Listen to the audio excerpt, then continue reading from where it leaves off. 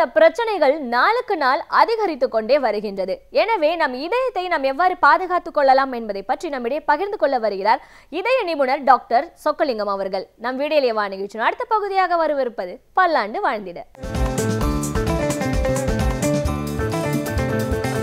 அன்பு நேயர்களே, காலை வணக்கம். சென்ற வாரம் இதயம் காக்க என்று சொன்னேன். இந்த வாரம் நம்ம இதய அமைப்பும் இதயத்துடைய செயல்பாட்டையும் கொஞ்சம் பார்க்கலான்னு பார்க்குறேன். இது பல முறை சொல்லிகிட்டு இருந்தால் கூட மறுபடியும் நான் சொல்ல விரும்புகிறேன். ஏன்னா சில பேருக்கு சில சந்தேகங்கள் வரலாம். அந்த சந்தேகங்களை போக்கிக் கொள்வதற்காக மறுமுறை கேட்பதால் தவறில்லை. இந்த இதய அமைப்பை பார்க்கணுன்னு நினச்சிங்கன்னா இந்த முதல் ஸ்லைடை பாருங்களேன். இந்த இதயம் அவர்கள் கையளவு தான் உண்டு. அந்த இதயத்தை பார்த்திங்கன்னா ஒரு ஆப்பிள் சைஸ் மாதிரி இருக்கும். அந்த இதயத்தை நாங்கள் டயக்ராமேட்டிக்காக என்ன போட்டு வச்சுருக்கோம், இந்த படத்தில் பார்க்குற மாதிரி 4 அறைகள் உண்டு இதயத்துக்கு. அந்த வலதுபுறம் இதயத்தில் ப்ளூ கலராகவும், லெஃப்ட் சைடில் இடதுபுறம் இதயத்தை சிகப்பு கலராகவும் வச்சுருக்கோம். ஏன் இந்த ப்ளூ கலரான இதயம் இருக்குதுன்னா, வலது பாகத்தில் இருக்கின்ற இதய சேம்பர்ஸ், மேலேயும் கீழே இருக்கிற சேம்பர்ஸ் ஏடிஎம் அண்ட் வென்ட்ரிகல், அப்புறம் சொல்கிறேன் அதை பற்றி. அந்த வலது பாகத்தில் இருக்க இதயத்தில் பார்த்திங்கன்னா உடம்பில் உள்ள எல்லா அசுத்த ரத்தங்களும் சுப்பீரியர் வீனக்கேவா இன்ஃபீரியர் வீனக்கேவா என்ற வெயின்ஸ் மூலம் ரைட் சைடுக்கு லெஃப்ட் சைடுக்கு போய் லங்ஸ் மூலம் போய் சுத்தப்படுத்தி லெஃப்ட் சைடு அதை ஏடிஎம் லெஃப்ட் வென்ட்ரிக்கிளுக்கு வருவதால் லெஃப்ட் சைடை சிகப்பாக வச்சுருக்கோம். சிகப்பு நீலம் என்பது அதை குறிப்பது என்னவென்றால், ரெண்டுமே ரத்தம்தான். ப்ளூவாக இருக்கிறது வீனஸ் பிளட் டீஆக்சிஜனேட்டட், அதாவது ஆக்சிஜன் பிராணவாயு குறைந்த இரத்தம். இடது பாகத்தில் சுத்தரிக்கப்பட்ட பிராணவாயு அதிகமான இரத்தத்தை அது சிகப்பு நிறத்தில் காட்டுகிறோம். இப்போ இந்த ஸ்டைலில் பாருங்களேன், இதயம் எவ்வளவு பத்திரமாக இருக்குது பாருங்களேன். மார்பு கூட்டில், இந்த படத்தை பார்த்தா தெரியும், மார்பு கூட்டில் நடுபாகத்தில் இதயம் கொஞ்சம் லெஃப்ட் சைடில் சாஞ்சி ஒரு ஸ்லாண்டிங்காக இருக்கும். அந்த இதயம் பார்த்திங்கன்னா 2 நுரையீரலுக்கு நடுப்புற இதயம் இருக்கின்றது. ஏன்னா அது பஃபர் மாதிரி, அந்த ஏர் குஷன் மாதிரி இருக்குது அந்த இதயம். இப்போ அடுத்த ஸ்லைடில் பாருங்களேன், உங்களுக்கு எல்லாமே நான் சொன்னதெல்லாம் இருக்கும். ஒரு 6 அடி மனிதன் உடலை பார்க்குறீங்க. அது செஸ்ட்டில் இதயம் சின்ன ஒரு உறுப்பாக இருக்குது. அந்த இதயம் பார்த்திங்கன்னா அந்த ஸ்லைட்லேயே பாருங்களேன், ஒரு நிமிடத்திற்கு 72 முறை துடிக்குது. அப்படின்னா ஒரு நாளைக்கு 1,00,000 முறை. நான் வாழ்கின்ற பல வருடங்களுக்கு எவ்வளோ முறைன்னு கால்குலேட் பண்ணி பார்த்துங்க. ஸோ இதயம் ஒவ்வொரு வாட்டியும் சுருங்கி விரிவது தான் ஹார்ட் பீட்டுன்றோம். அதாவது சுருங்குவது, விரிவது. விரிவடையும் பொழுது இரத்தத்தை உள்ளே வாங்கி கொண்டு, சுருங்கும் பொழுது வாங்கிய இரத்தத்தை இதயத்தில் லெஃப்ட் சைட்லேருந்து மகாதமனி மூலம் எல்லா இடத்துக்கும் போதும். ரைட் சைட்லேருந்து சுருங்கி பொழுது நுரையீரலுக்கு போய் ரத்த சுத்தம் பண்ணுறதுக்காக. அதான் இதயம் ஒன்லி மஸ்குலர் பம்ப். இதயத்திற்கு உணர்வுகள் எதுவுமே கிடையாது. But strongest muscle pump. இந்த இடைவிடாமல் துடிக்கின்ற இதயம் எப்பொழுது ஓய்வு எடுக்கும் என்றால், சில பேர் மீட்டிங்கில் சொல்லுவாங்க, தூங்கும்பொழுது சொக்கலிங்கன்பாங்க. தூங்கும்பொழுது ஓய்வெடுத்தால் அடுத்த நாள் எழுந்திருக்க மாட்டான். ஒருத்தர் சொல்லுவாங்க, நம்ம தும்பும் பொழுது எப்பொழுதுமே ஓய்வு எடுத்து கொள்ளாது. எப்பொழுது ஓய்வு எடுத்து கொள்ளும் என்றால், நம் வாழ்க்கை உயிர் பிரியும் பொழுது தான் அது ஓய்வு எடுத்துக்கொள்கின்றது. அந்த இதயத்தை பாருங்களேன், அதனுடைய அமைப்பு பார்த்திங்கன்னா மூடிய கையளவு உண்டு. அதோடைய எடை 300 கிராம். ஒரு ஆப்பிள் ஷேப் மாதிரி இருக்குது. எல்லாமே இந்த படத்தில் உங்களுக்கு கரெக்டாக புரியுது. இந்த இதயம் இயங்குவதற்கு மசில் நான் சொன்னேன்ல, அதாவது இதயம் சுருங்கி விரிவடையுது. Most powerful muscular pump. இந்த பம்பான சக்தி உடைய பம்ப் இதுவரைக்கும் யாரும் கண்டுபிடிக்க முடியலை. விஞ்ஞான வளர்ச்சியில் இதுவரைக்கும் 100 வருடம் கடந்து இயங்குகின்ற வலிமையான இதயம் மசில் பம்புன்றது ரொம்ப அதிசயமான நமக்கு கிடைத்த ஒரு அபூர்வமான வரப்பிரசாதம். இந்த இதயம் சுருங்கி விரியுதுன்னு சொன்னல, அந்த இதயம் சுருங்கி விரிவதற்கு அந்த மசில் இருக்கிற மசிலாவது ஹார்ட்ன்றது மயோகார்டியன் பேர். அந்த மயோகார்டியம் சுருங்கி விரிந்த அந்த சக்திக்கு எது முக்கியம்னா இந்த ஸ்டைலில் பாருங்கள். பிராணவாயு முக்கியம், குளுக்கோஸ் முக்கியம், நியூட்ரியன்ஸ் முக்கியம். அனைத்தும் அதுடைய இரத்த குழாய் மூலம் தசைகளுக்கு போய் அடையணும்.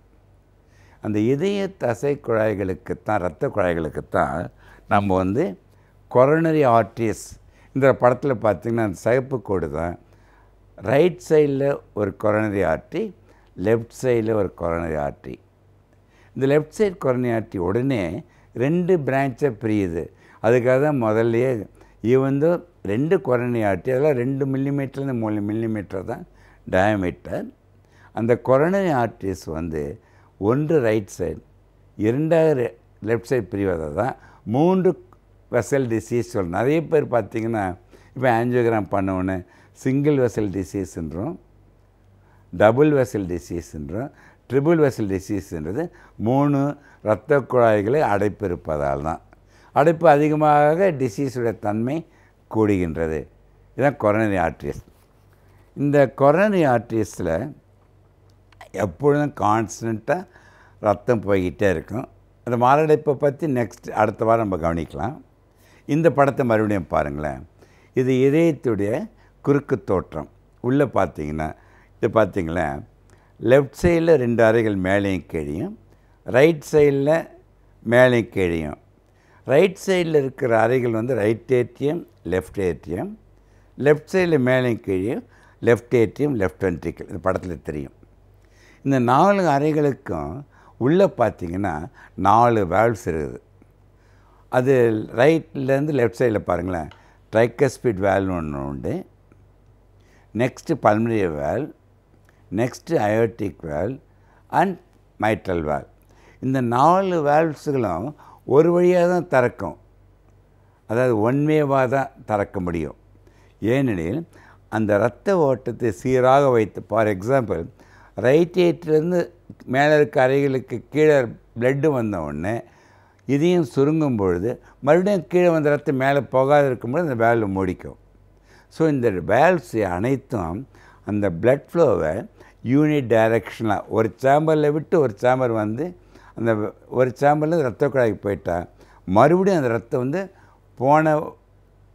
போயிட்ட இடத்துக்கு மறுபடியும் திரும்பி வராது இப்படி பார்த்துக்கிறது தான் அந்த யூனிட் டைரக்ஷனல் ஃப்ளோ. அது blood flow maintain by the valves. அந்த வேல்வ்ஸை ரொம்ப ரொம்ப முக்கியம். அதுதான் இந்த இதில் பார்ப்போம். அந்த சர்க்குலேஷனை பற்றி நான் அடுத்த வாரம் உங்களுக்கு விரிவாக சொல்ல விரும்புகிறேன். ஸோ இதை மறுபடியும் இதே இன்னொரு ஸ்லைடை பாருங்கள். முதல்ல சொன்னல அந்த ரைட் சைடில் இருக்கிற சேம்பர்ஸ் எல்லாமே ப்ளூவாக இருக்குதுன்னா அது வீனஸ் பிளட்னால், லெஃப்ட் சைடில் இருக்கிற சேம்பர்ஸ் எல்லாம் ரெட்டாக இருக்குது பிகாஸ் ஆஃப் ஆர்டிரியல் பிளட். இப்போ பார்த்தா உங்களுக்கு கரெக்டாக தெரியும் பாருங்களேன். ரைட் ஏட்ரியிலிருந்து பிளட் ரைட் வென்ட்ரிக்கிள், அங்கேருந்து பல்மனரி ஆர்டரி நுரையீரலுக்கு போகுது. சுத்தமான ரத்தம் பாருங்கள், அங்கே பல்மனரி வெயின்ஸ் வழியாக லெஃப்ட் ஏட்ரியம் லெஃப்ட் வென்ட்ரிக்கிள் அங்கேருந்து அயோட்டா மூலம் மகாதமனின்றது பெரிய ஆர்ட்ரி, உடம்பில் பெரிய ஆர்ட்ரி மகாதமனி. தமனின்னாவே ஆர்டிஎஸ்ன்னு பேர். மகாதமனி பெரிய தமனியாக இருக்கிறதுனால அதுதான் எல்லா உடம்புக்கும் ரத்தத்தை சுத்தம் பண்ண ரத்தத்தை எடுத்துகிட்டு போகுது. அது ரத்தத்தை எடுத்துகிட்டு போகும்பொழுது முதல்ல இதயத்துக்கே கொடுக்குது. முதல்ல சொன்ன பார்த்திங்கன்னா அந்த coronary arteries branches from the மகாதமனி அது போய் இதயத்துக்கும் சப்ளை பண்ணுது. ஏன்னா இதயம் இயங்குவதற்கோ உடம்பில் உள்ள எல்லா திசுக்களும் எல்லா செல்ஸும் இயங்குவதற்கும் இரத்த ஓட்டம் முக்கியம்.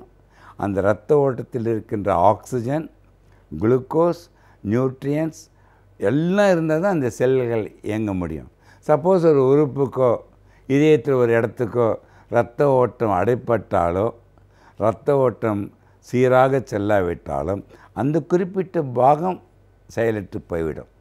ஸோ எல்லா உறுப்புகளுக்கும் இரத்தத்தை எடுத்து செல்கின்ற சக்தி இந்த மோஸ்ட் பவர்ஃபுல் மஸ்குலர் பம்ப் எனப்படும் இதயம் மட்டும்தான். அந்த இதயத்தை எப்படி பாதுகாத்து கொள்வதற்காகத்தான் அதை நான் தொடர்ந்து சொல்லப் போகின்றேன்.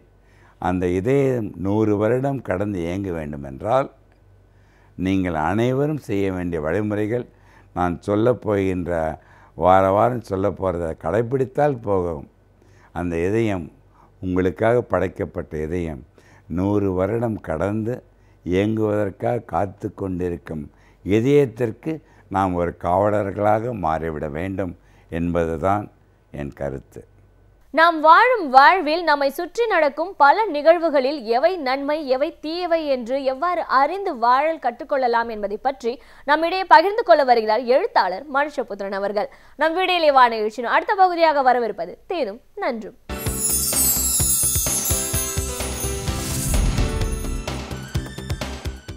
வணக்கம் நண்பர்களே, இன்னும் ஒரு இனிய காலை பொழுதில் தீதும் நன்றும் நிகழ்ச்சியில் உங்களை சந்திப்பதில் மிக்க மகிழ்ச்சி அடைகிறேன். மத்தியில் ஆளக்கூடிய பாஜக அரசு அடுக்கடுக்காக பல்வேறு யுத்தங்களை மக்கள் மேல் தொடுத்து வருகிறது. ஒவ்வொரு முறையும் அது ஏதாவது ஒரு அறிவிப்பை வெளியிடுகிற போது அது மக்களினுடைய வாழ்க்கையை நேரடியாக தாக்கக்கூடிய ஒன்றாக இருப்பதை நாம் தொடர்ந்து பார்க்கிறோம். பணமதிப்பு நீக்கத்திற்கு பிறகு பொருளாதாரம் பெருமளவு வீழ்ச்சியடைந்து லட்சக்கணக்கானோர் வேலை இழப்பை சந்தித்தார்கள் என்பதை நாம் இன்னும் பார்த்து கொண்டிருக்கிறோம். இன்னும் சொல்லப்போனால் உள்நாட்டு உற்பத்தியில் ஜிடிபி என்று சொல்லக்கூடிய அந்த உள்நாட்டு உற்பத்தியில் 2% வீழ்ச்சியை இந்தியா சந்தித்தது. அதனுடைய அர்த்தம் என்பது பல்லாயிரம் மக்கள் வேலை இழப்பை சந்தித்தார்கள், தொழில்துறைகள் முடங்கி போயின என்பதுதான் அதனுடைய அர்த்தம். அதற்கு அடுத்ததாக நீங்கள் தொடர்ச்சியாக இந்த ஜிஎஸ்டி வரி விதிப்பின் காரணமாக அத்தியாவசிய பொருட்களுடைய விலை என்பது பெரும் உயர்வை சந்தித்தது. அரசு சொன்னது போல அத்தியாவசிய பொருட்களுடைய விலை குறையும் என்று சொல்லப்பட்ட அனைத்து வாக்குறுதிகளும் பொய்த்து போயின என்பதை நாம் பார்த்து கொண்டிருக்கிறோம். அடுத்த தாக்குதலை இப்பொழுது மத்திய அரசு தொடுத்திருக்கிறது. அதுதான் மானியங்களை முற்றாக நீக்குதல். இது தொடர்பான அறிவிப்புகள் வந்ததிலிருந்து மக்களிடையே பெரும் பதட்டமும் அச்சமும் நிலவுவதை நாம் பார்க்க முடிகிறது. என்று கேட்டால் இந்தியாவில் 80% மக்கள் உணவுப் பொருள் மானியங்களை சார்ந்து வாழ்கிறார்கள். ஏனென்றால் இந்தியாவினுடைய பெரும்பாலான மக்கள் வறுமை கோட்டிற்கு கீழ் வாழக்கூடியவர்கள். அப்படி இருக்கிற போது உண்மையான உணவு பாதுகாப்பு என்பதை பல மாநில அரசுகள் மத்திய அரசு இணைந்து தொடர்ந்து வழங்கி வந்திருக்கின்றன. ஆனால் இப்பொழுது கொண்டு வரப்பட்டிருக்கக்கூடிய உணவு பாதுகாப்பு சட்டம் என்பது இதுவரைக்கும் கிடைத்து வந்த உணவு பாதுகாப்பை அளிக்கிற ஒரு சட்டமாக இருக்கிறது என்பதை சமீபத்தில் வெளிவந்த அறிவிப்புகள் நமக்கு காட்டின. என்று கேட்டால் நீங்கள் இந்த மானியங்களை ஒழிக்கிற இந்த விஷயத்தின் மூலமாக ஒட்டுமொத்தமாக இந்தியாவில் வறுமை கோட்டிற்கு கீழ் இருக்கக்கூடிய மக்களினுடைய மனித வளத்தை நிர்மூலமாக்குகிற ஒரு செயலில் மத்திய அரசு இறங்கி இருக்கிறது. இது உண்மையில் சொந்த நாட்டு மக்களுக்கு எதிராக மத்திய அரசு தொடுத்திருக்கக்கூடிய மற்றொரு யுத்தம் என்பதில் எந்த விதமான சந்தேகமும் கிடையாது. நீங்கள் நன்றாக சிந்தித்து பார்க்க வேண்டும். தமிழகத்தில் எங்காவது பட்டினிச் சாவுகள் என்பது இருக்கிறதா? எங்காவது மக்கள் வறுமையில் மடிகிறார்கள் என்று இருக்கிறதா? ஏற்றத்தாழ்வுகள் இருக்கின்றன. ஆனால் ஒரு காலத்தில் பஞ்சமும் பசியும் இந்த மாநிலத்தை ஆட்டி படைத்திருக்கிறது.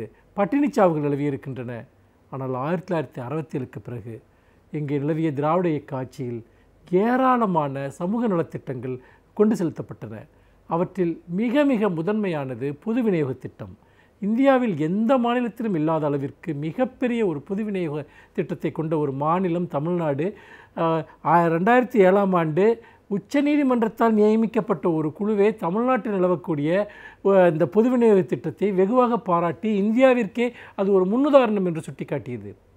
அந்த அளவிற்கு வேலையின்மையினாலோ வறுமையினாலோ எந்த ஒரு மனிதரும் பட்டினி கிடக்கக்கூடாது என்பதற்காக அந்த பட்டினி கொடுமையை ஒழிப்பதற்காக தமிழகத்தில் கொண்டு வரப்பட்ட அந்த பொது விநியோக திட்டம்தான் பல மாநிலங்களுக்கும் கூட முன்னோடியாக இருந்திருக்கிறது.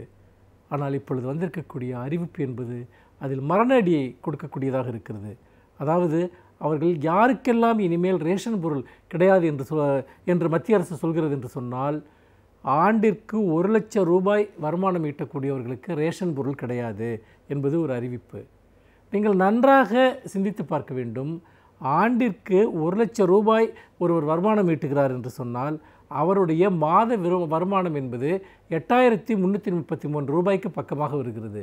இந்த பணத்தை, அதாவது 8,000 லட்சம் ரூபாய் பணத்தை வைத்துக்கொண்டு ஒருவர் வறுமை கோட்டிற்கு மேலான ஒரு வாழ்க்கையை வாழ்ந்து விட முடியுமா?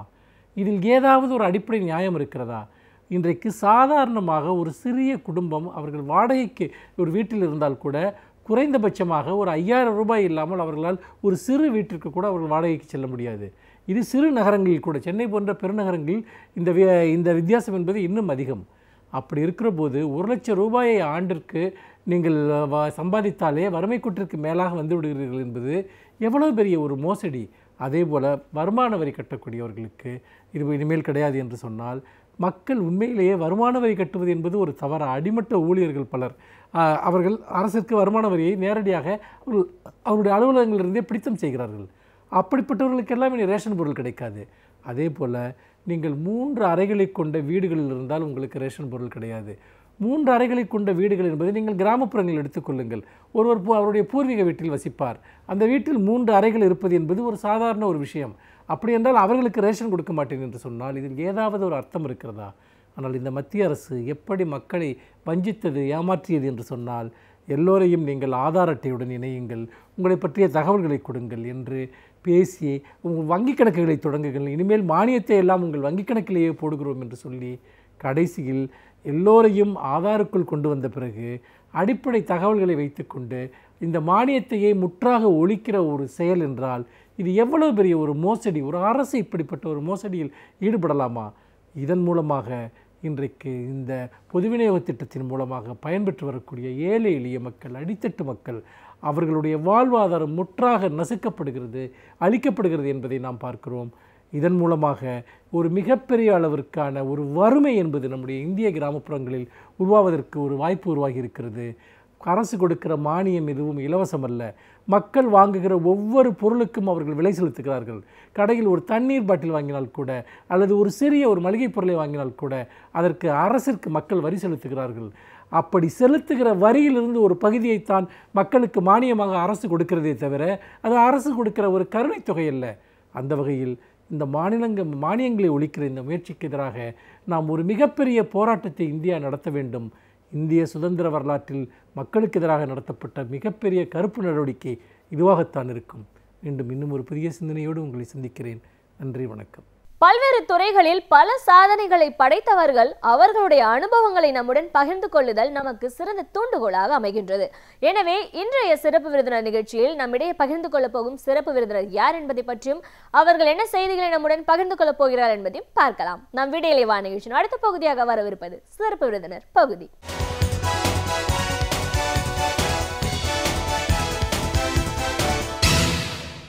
வணக்கம் நேயர்களே, விடியலை வா நிகழ்ச்சியின் சிறப்பு விருந்தினருக்கான நேரம் இது.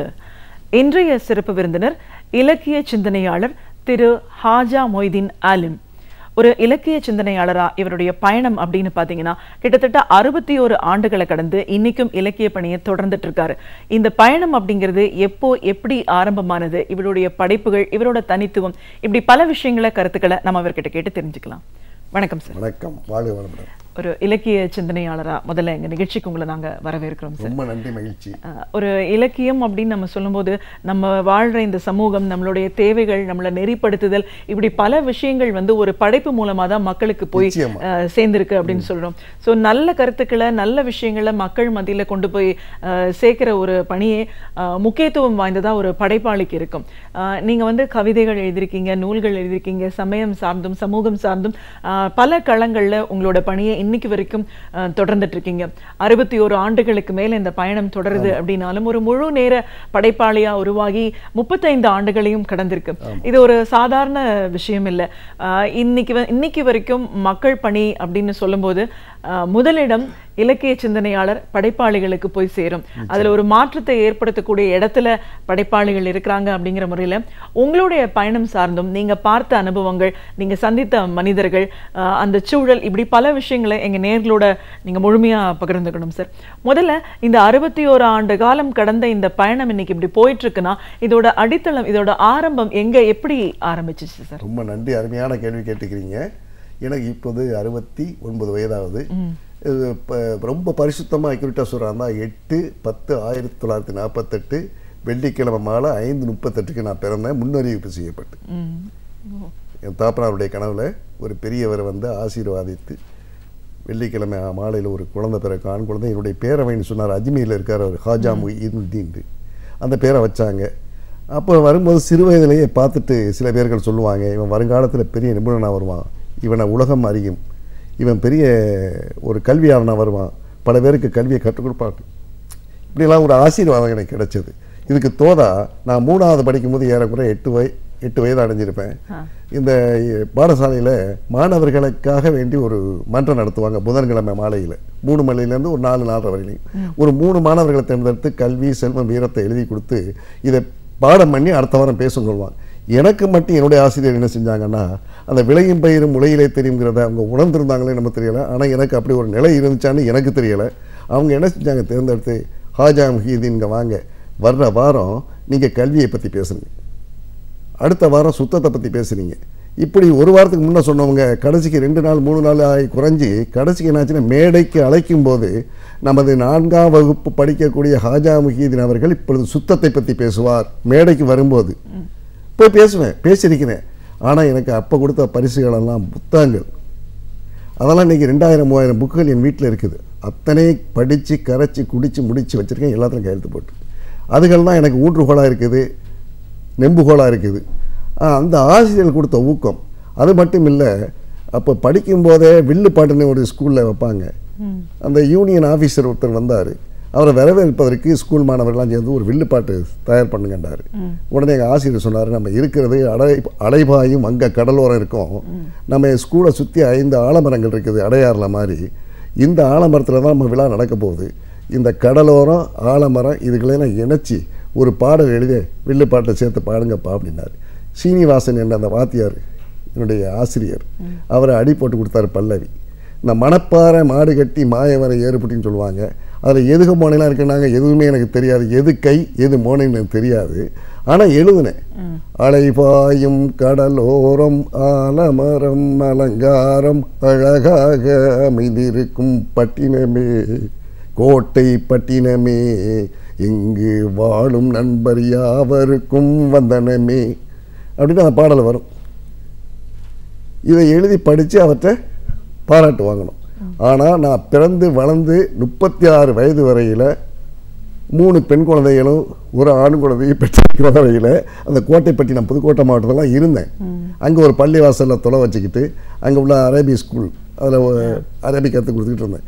1986 இப்போ நான் பணிபுரிந்து கொண்டு இப்போவும் இருந்து கொண்டிருக்கக்கூடிய ராமநாதபுரம் மாவட்டம் சித்தார்கோட்டைங்கிற ஒரு ஊரில் மதீனத்துல் உலூம் என்கிற அரபிக் கல்லூரிக்காக வேண்டி முதல் பொறுப்பேற்று போட்டேன். போய் அங்கே 22 வருடம் சேவை செய்துட்டு அது தனியார் கல்லூரியாக இருந்ததுனால மூடிட்டாங்க. நானும் ஓய்வு பெற்று இப்போ மக்காவுக்கு போக்குவரத்தில் இருக்கும்போது 1981 நீர் பூத்த நெருப்பாக இருந்த இந்த இலக்கிய தாகம் அது வந்து மடை திறந்த வெள்ளமாக வெளியே பாய ஆரம்பித்து கவிதை எழுத ஆரம்பித்தேன். நான் எங்கேயாவது வெளியே போனேன்னா காசு பணம்லாம் எடுத்து பாக்கெட்டில் வைக்க மாட்டேன். பேனா பென்சில் ஒரு வெள்ளை பேப்பர் அது இல்லாமல் வெளியே போக மாட்டேன். எந்த நேரம் என்ன கவிதை வந்து குதிக்கும் அப்படின்னு தெரியாது, உடனடியாக எழுதிடுவேன். மரத்துலேருந்து இலை விழுந்தா ஒரு பாட்டு, அதை போய் ஆடு திண்டா ஒரு பாட்டு, ஒருத்தன் அடித்து விரட்டினா பாட்டு, இப்படி பாட்டுக்கு மேலே பாட்டாக வந்துச்சு. இன்னும் சொல்லப்போனால் கவிதைகளை நேசித்தேன், வாசித்தேன், அதை பற்றி யோசித்தேன், அதையே சுவாசித்தேன். இதுதான் உண்மை. இது காரணம் என்ன ஆயிடுச்சுன்னு சொன்னால், பின்னால் நீ வந்து என்னப்பா படிச்சிருக்கேன், நான் வெறும் 6ஆம் கிளாஸ் தாங்க படித்தேன், 6ஆவது படிச்சுட்டு இவ்வளோ அழகாக எழுதுறீங்க, இன்றைக்கி பாராட்டுறாங்க. முதல் கவிதை 1981 அல்லது 80 திருநெல்வேலிங்கிற ஊரில் இருந்து ஜமாத்துல் உலமான்னு ஒரு இஸ்லாமிய மாத பத்திரிகையில் வெளியே வந்துச்சு. அது எப்படின்னா, விண்வெளியில் ஒளிபரப்பும் தன்மதி போல் வந்துதித்த எண்ணறிவை நன்னபிக்கை சுபசோபனம்னு வரும். இந்த ஆயப்பாடி மாளிகையில் மாயக்கண்ணன் உறங்குகிறான் அந்த கவிதை மெட்டிலேயே வராது. அதை எழுதி வந்ததுமே என்னுடைய முதல் பாடல் கவிதை பத்திரிகையில் பார்த்ததுமே முதல் குழந்தை பெற்றெடுத்த ஒரு தாயும் தாப்பனும் எப்படி சந்தோஷப்படுவாங்களோ அது மாதிரி அதை பார்த்து சந்தோஷப்பட்டேன். என் பெற்றோர்கள் சந்தோஷப்பட்டாங்க, உற்றார் உறவினர் சந்தோஷப்பட்டார். நம்ம பையன் ஹாஜா முஹிதீன் பேப்பரில் எழுதி கவிதை எழுதி பாடல் எழுதி பத்திரிகையில் வந்திருக்குப்பா அப்படின்னு ஊரெல்லாம் பாராட்டினாங்க. அன்னைக்கு கவிதை அப்படிங்கிறது வந்து உங்களோட 81க்கு அப்புறம் உங்களோட முதல் படைப்பு, அதாவது பரிணாம வளர்ச்சி முழுமையாக அடைஞ்சிருச்சு, மெச்சூரிட்டி ஆகிடுச்சு. அதாவது பூப்பு எழுதிருச்சுன்னு சொல்லுவாங்க இல்லையா, அது ஆனது அப்படி தான். சரிதான். அதுக்கப்புறம் நூல்கள் அப்படின்னு வரும்போது உங்களுடைய கவிதையில தான் உங்களுடைய பயணம் தொடங்க ஆரம்பிச்சிச்சு. அதுக்கப்புறம் நிறைய நூல்கள் எழுதியிருக்கீங்க, பல விஷயங்களை கருவை உள்ளடக்கி உங்களுடைய படைப்புகள் இருந்திருக்கு. அப்படின்னும் போது இந்த பயணம் நீங்க உங்களை முழுமையா இதுக்கு ஈடுபடுத்திக்கிட்டு நீங்க செஞ்ச பணிகள் பத்தி சொல்லுங்க. அது கவிதைகள் ஒரு பக்கம் அதை எழுதிக்கிட்டு இருந்தாலும் எதை எழுத நினைக்கிறனோ அல்லது எழுதுனோ அதை பற்றி மேடையில் பேசுவேன். அந்த மேடையில் பேசும்போது நான் எதை கற்றுக்கிட்டனோ அதை தான் சொல்லுவேன். மாணவர்களுக்கு கற்றுக் கொடுக்கல, நான் மாணவர்களுக்கு கற்றுக் கொடுக்கல. 30 வருஷம் அந்த கல்வி பணியில் இருந்திருக்கிறேன், நான் தான் கற்றுக்கிட்டேன். அவங்களுக்கு கற்றுக் கொடுக்கும்போது ஒழுக்கங்களையும் கல்விகளையும் சுலோகங்களையும் மந்திரங்களையும் நபிமொழிகளையும் அவங்களுக்கு கற்றுக் கொடுக்கும்போது நான் கற்றுக்கிட்டேன். இதை என்ன செஞ்ச பிறருக்கு நான் புத்தி போதிக்கும் போது நான் சரியாக செய்கிறேனா நான் இருக்கிறேனான்னு பார்த்துக்கிட்டேன். ஒரு தடவை நபிகள் நாயகத்திட்ட வந்து ஒரு அம்மா சொன்னாங்க, என் மகன் அதிகமாக சீனி சாப்பிட்றான், இனிப்பு சாப்பிட்றான், நபியே கொஞ்சம் புத்தி சொல்லுங்கள், டாக்டர்கள் ஒத்துக்கிறது அப்படிங்கிறாங்க. 2 நாள் சென்று அழைச்சிட்டு வாங்க. நான் 2 நாள் அங்கே தம்பிங்க வாங்க, இனிப்பு அதிகமாக சாப்பிடாதீங்க அப்படின்னு. நல்லது போயிட்டான்.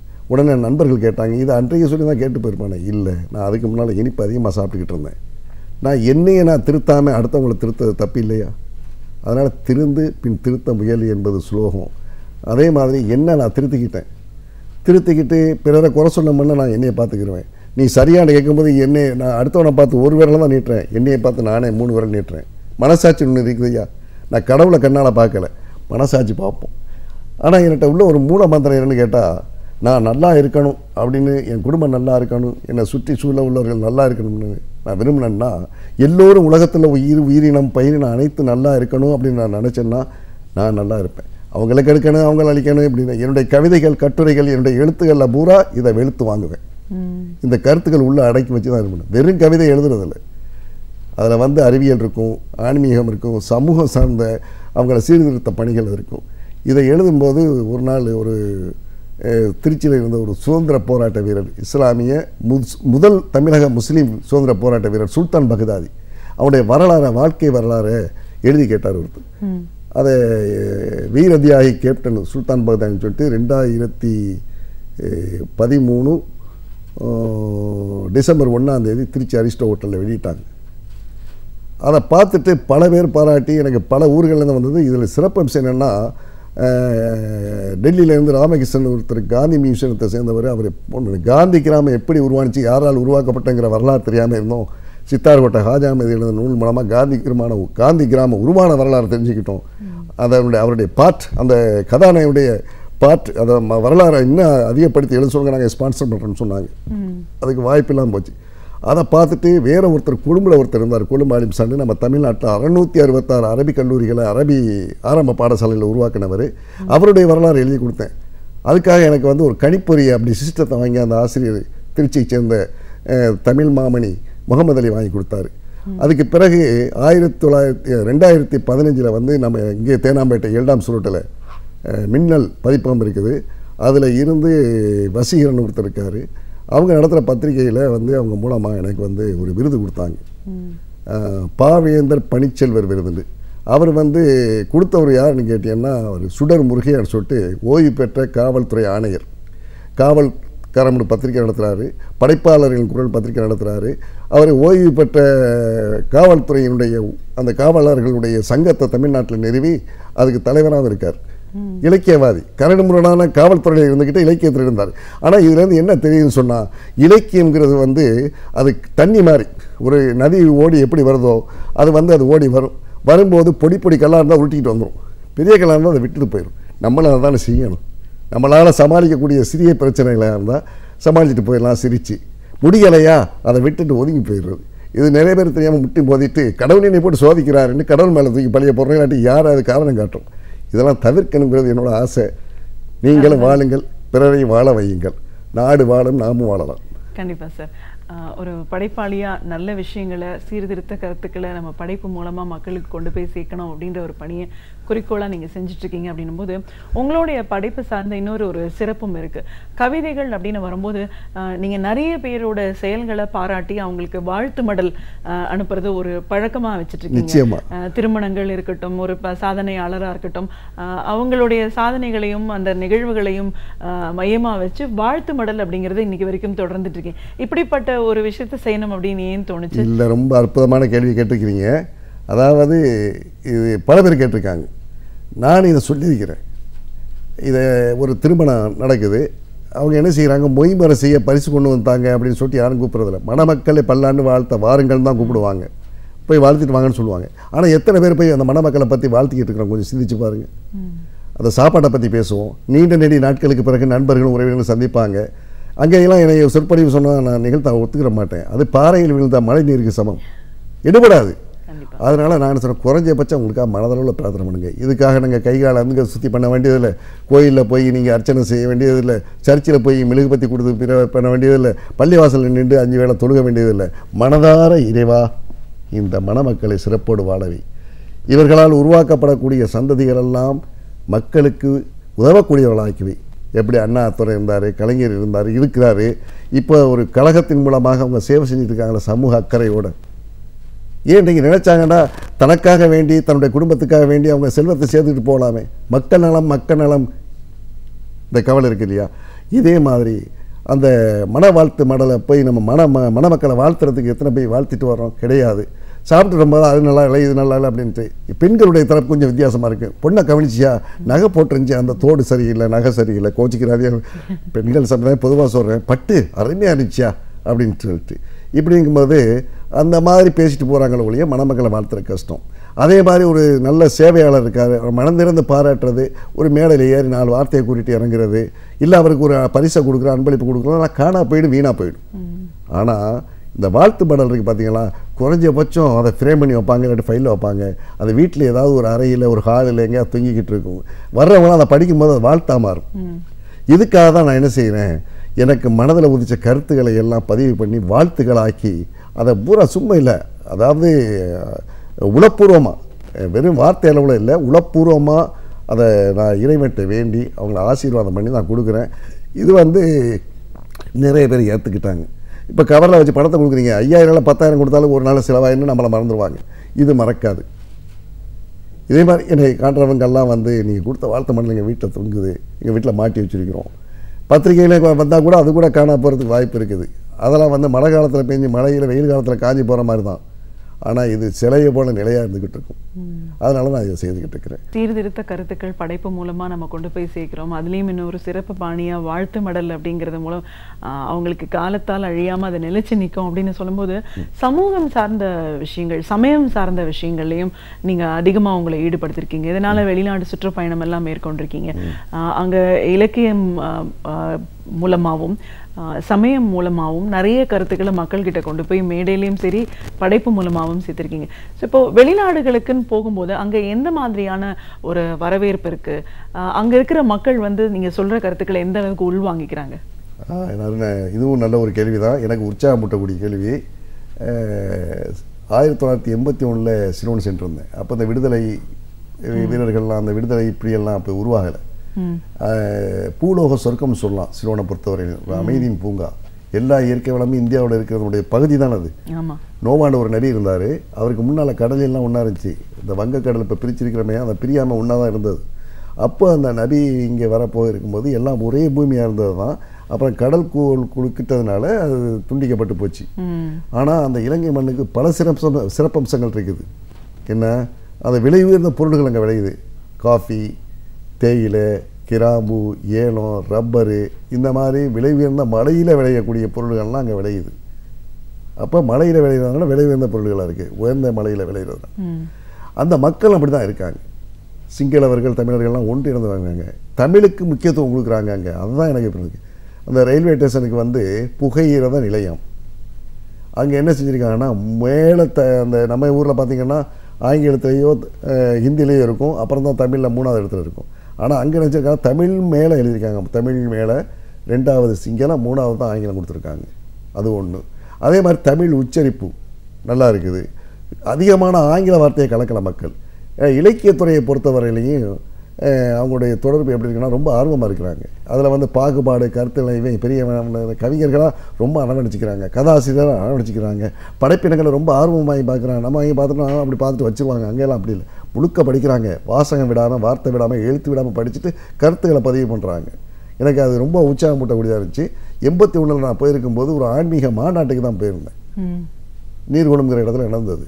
அங்கே போனதுமே தமிழ்நாட்டிலேருந்து 7 பேர் போனாங்க. அதுக்கு லீடராக குரூப்பாக நான் தான் போனேன். போனதுமே ஒருத்தர் வந்து கேட்டார். அப்போ எம்ஹெச் அகமது வந்து சபானா இருந்தார். அவங்களாம் வந்திருந்தாங்க. கிட்டத்தட்ட ஒரு 10,000-15,000 பேர் கலந்துருந்தாங்க. அகில இலங்கை தபிலீக் இஜ்திமாவுக்கு பேர். அப்போ ஒருத்தர் வந்து கேட்குறாரு, நீங்கள் தமிழ்நாட்டிலேருந்து எத்தனை பேர் வந்தீங்க? 7 பேர். உங்கள் பேர் என்ன? நீங்கள் என்ன பணியில் இருக்கிறீங்க? நான் கோட்டைப்பேட்டைங்கிற ஊரில் பாவடிப்பள்ளிங்கிற பள்ளிவாசலில் தொழுத வச்சுக்கிட்டு பக்கத்தில் உள்ள அரபி ஸ்கூலில் டீச்சராக இருக்கேன் அப்படின்ட்டு. இலக்கியம் பற்றி உங்களுடைய கருத்து என்ன? இலக்கியனுடைய சுவாசம் ஐயா, அதை பற்றி கருத்தை கேட்காதீங்க. சுவாசிக்கிறீங்களான்னு கேட்டால் உயிரோடு இருக்கிறேன்னு கேட்டால் இலக்கியத்தோடு இருக்கிறேன்னு சொல்லுவேன் அப்படின்னு. அப்போ நான் கவிதை எழுதிக்கிட்டு தான் இருந்தேன் அப்படின்ட்டு. எங்களுக்கு இலங்கை மக்களுக்கு என்ன சொல்கிறீங்க அப்படின்னு. முஸ்லீம்களுக்கு ஆன்மீக கல்வி அவசியம். மனிதனை நெறிப்படுத்துறது 2 தான். மனிதனை நெறிப்படுத்துறது 2. ஒன்று இறை நம்பிக்கை, தன்னம்பிக்கை. இது ஒன்று இலக்கியம் சார்ந்ததாக இருக்குது, ஒன்று ஆன்மீகம் சார்ந்ததாக இருக்குது. அறிவியல் ஆன்மீகமும் இல்லாமல் வாழ்க்கை இல்லை. அதனால் ஒவ்வொரு மனிதனும் உடல் அளவில் தன்னை சுத்தப்படுத்தினா பத்தாது, உலக அளவுலையும் சுத்தப்படுத்தணும், பிறரையும் வாழ வைக்கணும், தானும் வாழணும், அந்த எண்ணத்தோடு வாழ்ந்தான ஒரே விடணும்னு சொல்லிட்டு சுருக்கமாக சொன்னேன். இவ்வளோ தான் நடந்தது. ஆனால் அவர் நிருபருங்கிற எனக்கு தெரியாது. 2 நாள் சென்று என்னுடைய உறவினர் வீட்டில் தங்கியிருக்கிறேன். என்னுடைய சிறிய தாயாருடைய மக என் தங்கை கொண்டு வந்து, நானா அண்ணன் உங்களுடைய பேட்டி பத்திரிக்கையில் வந்திருக்குது, தினகரன்கிற பத்திரிக்கையில். என்னம்மா ஏன் பேட்டியை பார்த்தா, இது என்ன பெரிய விஷயம்னா, என்னுடைய முதல் பேட்டி வெளிநாட்டில் ஒரு தமிழ் தினசரியில் வந்திருக்கு. எனக்கு பெரிய ஆச்சரியம். எப்படி 81 இந்த ஒரு பத்திரிகையில் என்னுடைய கவிதை வந்துச்சோ, அதை விட முதல்ல பிறந்தது ஆண் குழந்தைன்னா 2வது பிறந்தது பெண் குழந்தை. எனக்கு ஆண் குழந்தை பிறந்தது தாய்க்கு சந்தோஷம்னா, பெண் குழந்தை பிறந்தது தகப்பனுக்கு சந்தோஷம்னு சொல்லுவாங்க. அந்த மாதிரி ஒரு சந்தோஷத்தை கொடுத்துச்சு. அதுக்கு பிறகு தான் தெரியுது இதுவரை நம்மளை பேட்டி எடுத்தவர் நுரிஃபர் அப்படின்னு சொல்லிட்டு. அதுக்கு பிறகு அவர் புக்கெல்லாம் கொண்டாந்து கொடுத்து, நான் கவிதைலாம் எழுதியிருக்கிறேன், உங்களுடைய கவிதைகளை நீங்கள் எங்களுடைய பத்திரிகைக்கு அனுப்புங்க. நாங்கள் வெள்ளிக்கிழமை ஆலமுல் இஸ்லாம் சொல்லிட்டு ஒரு தீன், அதாவது இஸ்லாமியத்துக்காக ஒரு பத்திரிகை பக்கத்தை ஒதுக்கி இருக்கிறோம். ஆலமுல் இஸ்லாம் ஒரு பெட்டகத்தை, அதில் நீங்கள் உங்களுடைய கவிதைகள், கட்டுரைகளை, படைப்புகளை அனுக்கும் அப்படின்னு. அப்புறம் கொஞ்ச நாள் அனுப்பிடுவீங்க. அப்புறம் நான் பல தடவை போக்குவரத்து தொடர்பு ஏற்பட்டு அப்புறம் 2013 அக்டோபர் செப்டம்பர் 29 போயிட்டு அக்டோபர் 28 திரும்பிட்டேன். 1 மாதம் இருந்தேன். அப்போ தான் என்னை வந்து பல பத்திரிகைகள் வந்து பேட்டி எடுத்தாங்க. அங்கே உள்ள வானொலி நிலையத்தில் காலம் கல்வி சுத்தம்ங்கிற தலைப்பில் பேச சொன்னாங்க. ராஜபக்சே இருக்கக்கூடிய பார்லிமெண்ட்டில் போய் பேச சொன்னாங்க. நான் பேசும்போது சொன்னேன், தமிழ் மொழியை தவிர மறுமொழி எனக்கு தெரியாது, சிங்களம் தெரியாது, ஆங்கிலம் தெரியாது, தமிழ் தான் எனக்கு தாய்மொழி, அதை பற்றி தான் பேசுவேன் அப்படின்னு. தாராளமாக பேசுங்க, நாங்கள் மொழிபெயர்த்து சொல்லுவோம் அப்படின்ட்டு. அவர் வந்து ரவுஃப் ஹக்கீம்னு காங்கிரஸ் தலைவர், முஸ்லீம் காங்கிரஸ் தலைவரும் கூட சட்ட அமைச்சராக இருக்கார். அப்புறம் ஹசன் அலி, அஸ்வருங்கிறவங்க எம்பியெல்லாம் 10 நிமிஷம் பேசுங்க. ஒரு விஷயம் புத்தர் சொல்லியிருக்கார் தம்ம பதத்தில், 6 ஆசை நீக்கணும், அப்போ தான் மனிதன் உருப்படுவாண்டு. இந்த 6 ஆசையும் அவர்கிட்ட குடிக்கொண்டிருக்குது பிரதமர்கிட்ட. நான் பேசலாமா அப்படி? தாராளமாக பேசுங்க அப்படின்ட்டார். ஆனால் அந்த நேரத்தில் அந்த ரேடியோ வானொலி நிலைய ஒருங்கிணைப்பாளர் இருக்காங்கல்ல, அவங்க பேர் ஃபுர்கான் இஃப்திகான் பிவி. அவங்க ஒரு மாதிரியாக பார்க்குறாங்க. என்னம்மா அப்படி, எங்கள் வீட்டுக்காரருக்கு கிட்னி ஃபெயிலியர் ஆகி டயாலிசிஸ் பண்ணிக்கிட்டு இருக்கிறோம், நீங்கள் வந்து கொஞ்சம் மந்திரிச்சு ஓதி பார்த்து கொடுத்துட்டீங்கன்னா அவருக்கு நலமாக இருக்குன்னு விரும்புகிறாரு. நீங்கள் தமிழ்நாட்டிலேருந்து வந்திருந்த செய்தியை பத்திரிகையில் படிச்சுட்டு உங்கள்கிட்ட அழைச்சிட்டு வர சொல்கிறார். யோசனை பண்ணுங்கள். ஒரு நோயோடையை போய் பார்க்குறது வந்து ஒரு புனித ஹஜ்ஜை செஞ்சது மாதிரி நபிகள் நாயகம் சொல்லியிருக்கிறாரு. இதில் போய் ஒரு பார்லிமெண்ட்டில் பேசி பாராட்ட வாங்கி கைத்தட்டை வாங்குறதை விட இறைவனுடைய ஒரு ஆசீர்வாதத்தை வாங்குவோங்கிற நோயாளியை போய் சந்திச்சு அப்படின்னு அந்த மந்திரிட்டையும் எம்பிட்டையும் சொன்னேன், ஐயா இவங்க வந்து நோயாளி ரொம்ப முடியாமல் இருக்காங்க, என்னை கூப்பிட்றாங்க, அதனால் நான் போய் இது பண்ணிட்டு இன்னொரு தடவை வரும்போது நிச்சயமாக உங்கள் பார்லிமெண்ட்டில் பேசுகிறேன். அந்த நேரத்தில் இந்த அரசு மாறினாலும் மாறலாம், ஏன்னா உங்களுக்கு எதிர்பார்க்காருன்னு நீங்களே சொல்கிறீங்க, மக்களுக்கு எந்த சௌகரியம் இல்லைன்னு சொல்கிறீங்க. இது நான் தான் பேட்டியில் எழுதுறாங்க, நான் நிருபரில் பார்த்து சொல்லிட்டேன். அதனால் நான் வந்து இன்னொரு தடவை பார்லிமெண்ட்டில் நாடாளுமன்றத்தில் பேசுகிறேன், தயவுசெய்து எனக்கு இந்த வாய்ப்பு கொடுங்கன்னா அவங்க பிரிய மனம் இல்லாமல் விட கொடுத்து அனுப்ப மனம் இல்லாமல் அனுப்புனாங்க. போய் அவங்களுக்கு வந்து இது பண்ணிட்டு வந்தேன். ஆனால் அந்த பத்திரிகையில் எல்லாம் வந்து அதில் வந்துருச்சு. அதுக்கு பிறகு இந்த மக்காவுக்கு 1996 முதல்ல புனித ஹஜ் பயணம் போனேன். ஒரு 23 பேரை இணைச்சி. அப்புறம் 97 வந்து 30 பேரை அழைச்சிட்டு போனேன். இப்படி வருடம் கைடாக வழிகாட்டியாக போனேன். அங்கே போகும்போது எனக்கு வந்து நிறைய அனுபவங்கள் கிடைச்சது. பல நாட்டுக்காரர்களை பலவிதமான மக்களை சந்திக்கக்கூடிய அனுபவங்கள் கிடைச்சது. அதனால் வந்து அங்கேயும் போய் இந்த கருத்துக்களை பதிவு பண்ணும்போது, அங்கேயும் இந்த உரைகளை நிகழ்த்து போகும்போது வெறுமனை இஸ்லாமிய கருத்துக்களை மட்டும் குர்ஆனில் இறைவன் சொல்லிக்கான், நபிகள் நாயகம் சொல்லிக்கான்னு சொல்லாமல் பகவத்கீதை, கம்பராமாயணம், மகாபாரதம், பாரதிதாசன் கவிதை, பாரதியார் கவிதை, அறிஞர் அண்ணாவுடைய பொன்மொழி. எனக்கு கலைஞர் ரொம்ப பிடிக்கும். என்ன காரணம் தெரியுமா? இன்ஸ்டன்ட் ஆன்சர்னு சொல்லுவாங்க, உடனடி பதில். அதான் ஒரு தடவை அவருடைய உதவியாளர் சொன்னாராம், ஐயா நாகராஜன் ஒரு படம் எடுத்திருக்காரு, ரொம்ப பொருட்செலவில் சிரமப்பட்டு எடுத்திருக்காரு. கலைஞர் ஐயா சொல்லியிருக்காரு, படம் எடுக்கிறதோ நாகராஜனுக்கு ஒரு சிரமமும் இல்லை செலவும் இல்லை, என்ன நீ வித்தியாசமாக சொல்கிற அப்படின்னு. ஐயா நான் வந்து அந்த படத்தை, சினிமா படத்தை சொல்கிறேன், நீ எந்த நாகராஜனை சொல்கிறேன்? இயக்குனர் நாகராஜன். நான் அவரை சொல்கிறேன், நாகராஜன் இருக்கிறார்ல நல்ல பாம்பு, அதுக்கு படம் எடுக்கிற சிரமம் இல்லைன்ட்டு. இது யாருக்கு அவரால் முடியும்? அதை விட ஒரு பட்டிமன்றம் நடக்குது கல்லூரியில். ஈழ்ச்சி ஏற்பாட்டாளர் கலைஞர்கிட்ட வந்து பவ்யமாக கையை கட்டி, ஐயா ஒரு 3 தலைப்பில் பேச முக்கியஸ்தர்கள் 3 பேர் வரலை, அதனால் ஒரு 10 நிமிஷம் 20 நிமிஷம் கொஞ்சம் லேட் பண்ணி ஆரம்பிக்கலாமா? இது யார் 3 பேர் வரலை? ஐயா நிலாவை பற்றி பேசுகிறவர் 3 பேரில் ஒருத்தர் வரலை, அப்புறம் தென்றலை பற்றி பேசுகிறவரில் அதில் ஒருத்தர் வரலை, அப்புறம் பொதுஜனங்களை பற்றி பேசுகிறவர் ஒருத்தர் வரலை அப்படின்னு. விழா நடத்துகிறது கல்லூரியில், பகலையில் நடத்துகிறீங்க. பகலில் நடத்தும் போது நிலவுக்கு வேலை இல்லை, நிலா உலா வருவது இரவில். அடுத்து இங்கே குளிர் சாதன வசதி செய்யப்பட்ட அறையில் நீங்கள் அந்த அரங்கத்தில் இந்த ஏற்பாடு பண்ணிக்க, தென்றலுக்கு இங்கே வேலை இல்லை. மாணவர்கள் நடத்துகிறீங்க, பொதுமக்களுக்கு வேலை இல்லை. இந்த மாதிரி பதிலெல்லாம் வேறு யாராலும் சொல்ல முடியாது. எங்கள் ஐயா கலைஞர் அவரால் மட்டும்தான் சொல்ல முடியும். அதுவும் இல்லாமல் அவர் எழுத்துக்களை நான் நேசிக்கிறேன், அது வேறு விஷயம். ஏன்னா நம்ம அந்த துறையில் இருக்கிறதுனால சில சிறப்பம்சங்கள் அதையும் படி வேண்டு, அதனால் நான் அவர் பல்லாண்டு வாழணும், இன்னும் தமிழ் மக்களுக்கு தமிழ் சமுதாயத்துக்கு அவர் செய்யணும். அவர் மட்டும் இல்லை, அவரை பின்பற்றக்கூடியவர்களும் விரும்புகிறேன், நீங்களும் வேண்டிக்கிறீங்க.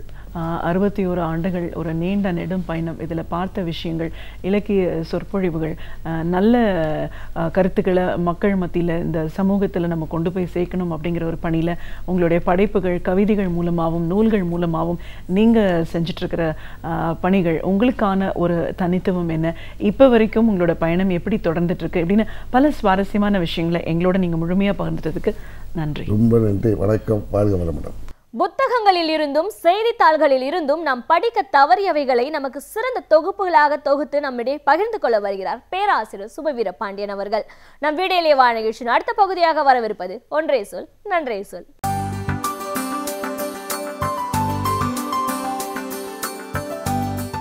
அனைவருக்கும் என் அன்பு வணக்கம். பர்மாவினுடைய, இன்றைக்கு மியான்மர் என்று அழைக்கப்படுகிற அன்றைய பர்மாவினுடைய முதல் பிரதமர் ஊனு பற்றி படிக்கிற போது பல செய்திகளை நாம் அறிந்து கொள்ள முடிகிறது. இந்த ஊனு என்பதில் கூட நூ என்பதுதான் அவருடைய பெயர். ஊ என்பது ஆங்கிலத்திலே யூ என்று போடுகிறார்கள், ஒலிப்பின் போது அது ஊ என்று சொல்லுகிறார்கள். அதற்கு திரு என்று பொருள், மிஸ்டர் நூ, அவ்வளவுதான். எனவே அவருடைய பெயர் ஓரெழுத்து ஒரு சொல், நூ என்பது அவருடைய பெயர். அவர் மாணவராக இருக்கிற காலத்திலேயே அந்த தேசத்தின் விடுதலைக்காக போராடியவர்.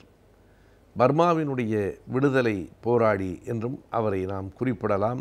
அந்த விடுதலை போராட்டம் வெற்றி பெற்று முதல் பிரதமராகவும் அவர் ஆனார். மாணவராக இருக்கிற போது அவர் தொடங்கிய அந்த இயக்கம் மிகப்பெரிய அளவிலே மக்களை சென்றடைந்தது. மாணவர்களினுடைய போராட்டங்கள், மாணவர்களினுடைய இயக்கங்கள் உலக அளவிலே எப்படியெல்லாம் விரிந்து இருந்திருக்கின்றன என்பதை அறிய வேண்டுமானால் அவற்றுள் ஒன்றாக இந்த இயக்கத்தையும் நாம் அறிய வேண்டியிருக்கிறது. பங்களாதேசத்தில், இந்தியாவில், எல்லா இடங்களிலும், சீனாவில் மாணவர்கள் போராட்டம் அரசியலில் பல திருப்பங்களை கொண்டு வந்திருக்கிறது. அப்படித்தான் ஊனு அவர்கள் அன்றைக்கு மாணவராக இருக்கிற போது குறிப்பாக 3 மாணவர்கள் ஒன்று சேர்ந்து அந்த இயக்கத்தை தொடங்குகிறார்கள். ஊனு தான் தலைவர்.